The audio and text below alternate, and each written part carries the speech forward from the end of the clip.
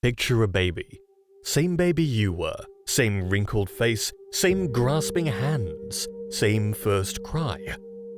But the room is different.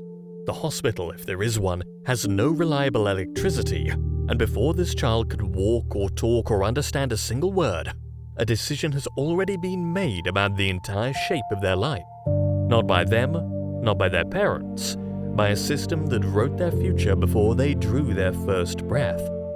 That baby is you. You were just born in North Korea. So let's actually live it. Because the strange thing about being born here isn't the poverty, or the closed borders, or even the dictatorship. It's something quieter and far more total than any of that.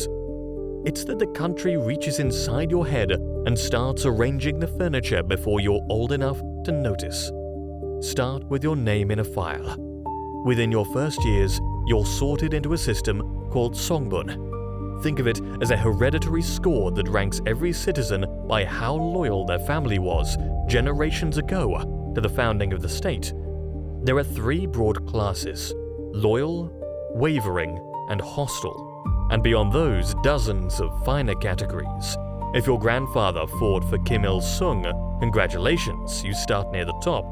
If your grandfather owned land, or was a Christian, or had relatives who fled south during the war, you start at the bottom.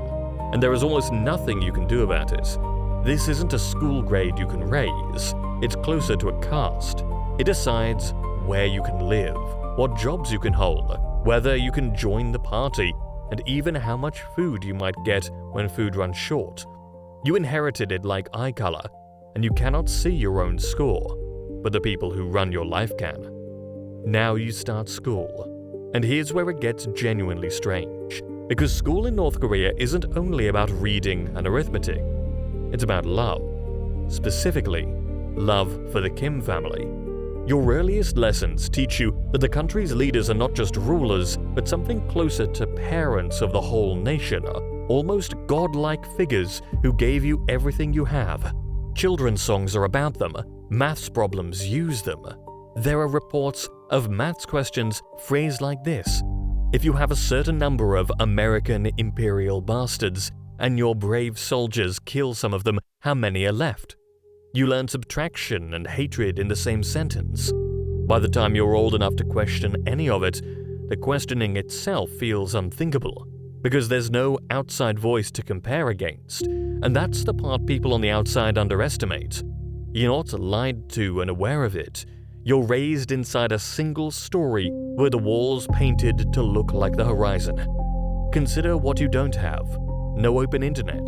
The country runs its own walled-off network with a smaller number of approved sites. No Google, no YouTube, no way to look up a different version of your own history. Your radio and television are built or fixed to receive only state channels.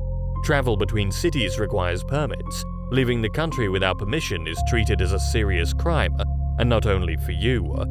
Under a practice the state is used to enforce obedience, punishment can extend to your family. Sometimes 3 generations of it. So even the thought of escape carries the weight of what it might do to your parents and your children. The cage isn't only around you, it's around everyone you love. And that's what makes it hold. But let's slow down, because it would be a mistake to imagine your whole life as grey misery. It isn't. This is the thing that surprises people most. You'd still fall in love, you'd still laugh with friends, tease your siblings, have a favorite food, dread a particular teacher. Human life keeps happening even in the tightest box. People who've left describe ordinary joys, a good meal, a private joke, a first crush, existing right alongside the fear. Because you'd have nothing to compare your life to. Much of it would simply feel like life. Normal. The only normal there is. The water doesn't feel strange to the fish, and then there are the moments the system can't fully reach.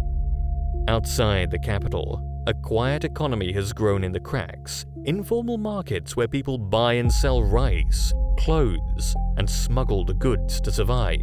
Through those same channels, something more dangerous than rice sometimes slips across the border. foreign movies and TV shows hidden on small memory cards, a South Korean drama, a Hollywood film.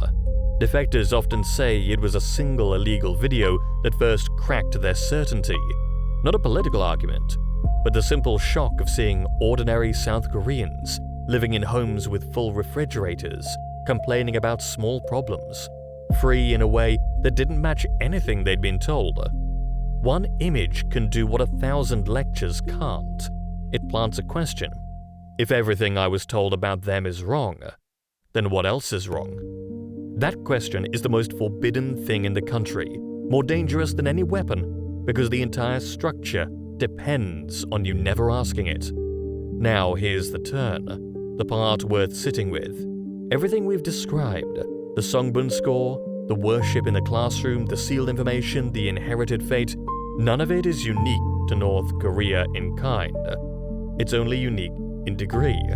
Every single one of us was born into a story we didn't choose.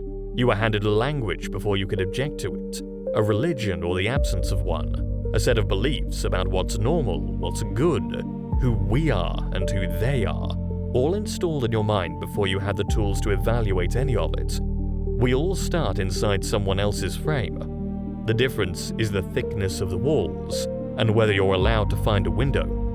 Your life, wherever you were actually born, probably came with windows, books that disagreed with each other, strangers who lived differently, the freedom to look up an opposing view and decide for yourself.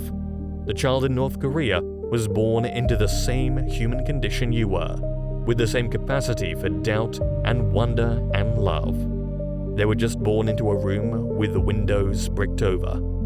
So when we ask, what if you were born in North Korea, we're not really asking about a faraway place.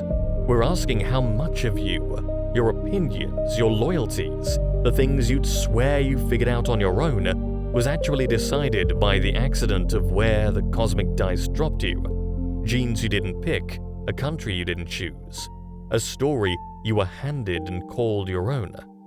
That baby in the hospital with no reliable electricity could have been you. The only reason it wasn't is luck. Pure, undeserved luck. The same luck that gave you the very freedom you're using right now to think about someone who doesn't have it. And maybe that's the thought worth keeping. Not pity exactly. Something more uncomfortable than pity.